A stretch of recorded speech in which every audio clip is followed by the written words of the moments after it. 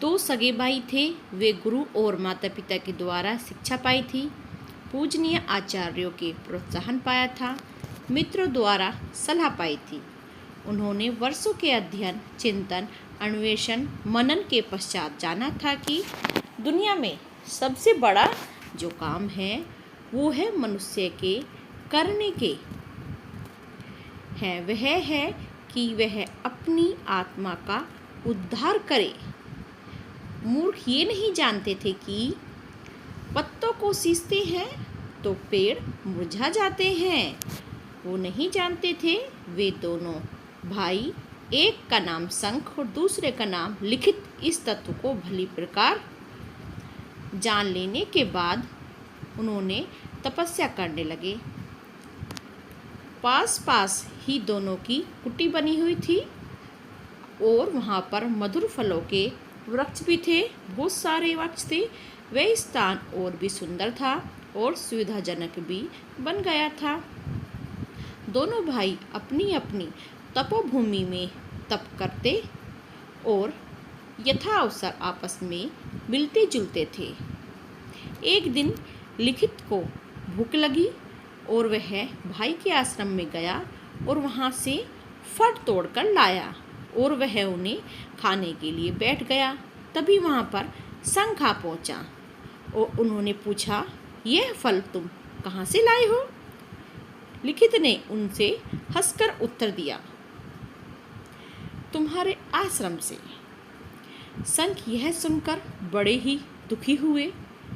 फल कोई बहुत बड़ी चीज़ नहीं है और बहुत मूल्यवान वस्तु नहीं थी। दोनों भाई आपस में ही फल लेते देते रहते थे क्योंकि वे आसपास रहते थे, किंतु चोरी से बिना पूछे नहीं करते थे। उन्होंने कहा, भाई यह तुमने बुरा किया है। किसी की वस्तु उससे बिना पूछे चोरी ही मानी जाती है। ये चोरी का पाप लग गया है। लिखित को अब पता चल गया कि उससे बहुत बड़ी भूल हो गई है। वास्तव में उन्होंने पाप किया है और पाप के फल को बिना भोग छुटकारा नहीं हो सकता। इसलिए दोनों इस समस्या पर विचार करने लगे। अब क्या था? अब क्या करना चाहिए था उन्हें इस पाप से छुटकारा पाने के लिए?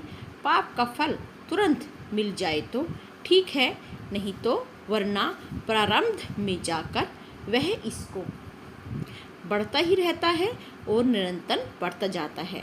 आगे चलकर उसमें ब्याज समेत चुकाना पड़ता है। पहले तो पाप और उस पर लगा ब्याज भी चुकाना पड़ता है। निश्चय हुआ कि इस पाप का फल सिद्धि भोग लिया जाए। दंड देने का अधिकार राजा को होता है। इसलिए लिखित अपने कार्य का दंड पाने के लिए राजा सुदुम्न के यहाँ पर जा पहुँचे।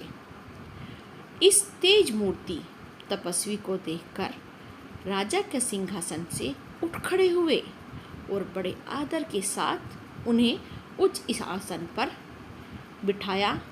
तदुपरांत राजा हाथ जोड़कर उन तपस्वी के सामने पूछा कि हे महाराज, मेरे योग क्या आज्ञा है? कृपा करके आप बताएं। लिखित ने कहा, राजन, मैंने अपने बड़े भाई के यहाँ पर पेड़ से चोरी करके फल खाया है, तो मुझे दंड दीजिए, इसलिए मैं आपके पास आया हूँ। राजा ने बड़े असमंजस में पड़ गए और इस छोटे से अपराध पर इतने बड़े तपस्वी को वह अब क्या दंड दे, और वह भी ऐसे समय जबकि वह स्वयं अपना अपराध स्वीकार करते हुए दंड पाने के लिए यहाँ मेरे पास आए हैं। राजा कुछ भी उत्तर ना दे सका क्योंकि इतनी घोर विपदा आ चुकी थी कि वो कैसे उत्तर देते। तपस्वी ने उनके मन की बात जान ली और उन्होंने न्यायाधीश पति से स्वयं ही पूछा कि बताइए, शास्त्र के अनुसार चोरों को क्या दंड दिया जाता है? अब राजा चुप थे और न्यायाधीश ने अपनी ओर से बिना कुछ कहे शास्त्र का चोर प्रकरण निकाल लाए।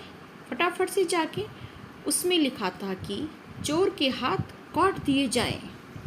पहले दंड यही मिलता था, चोर के हाथ काट दिए जाएं।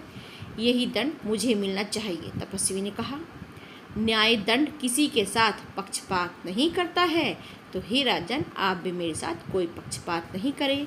व्यक्ति का ख्याल किए बिना निष्पक्ष भाव से व्यवहार किया जाता है, इसलिए आप सच्चा और न्याय उपाय करें, वही सच्चा न्याय है। राजन, तुमने मुझसे आते समय यह पूछा था कि मेरे योग क्या आज्ञा है और मुझे बताएं, तो मैं तुम्हें आज्ञा देता हूँ कि तुम अति शीघ्र ही मेरे दोनों हाथ कटवा डालो।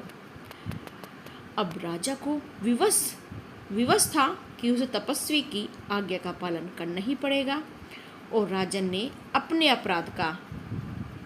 अपराध का दंड पाकर तपस्वी लिखित प्रसन्न पूर्वक आश्रम को लौट आए। जो थे दंड पाकर लौट आए, आश्रम को लौट आए।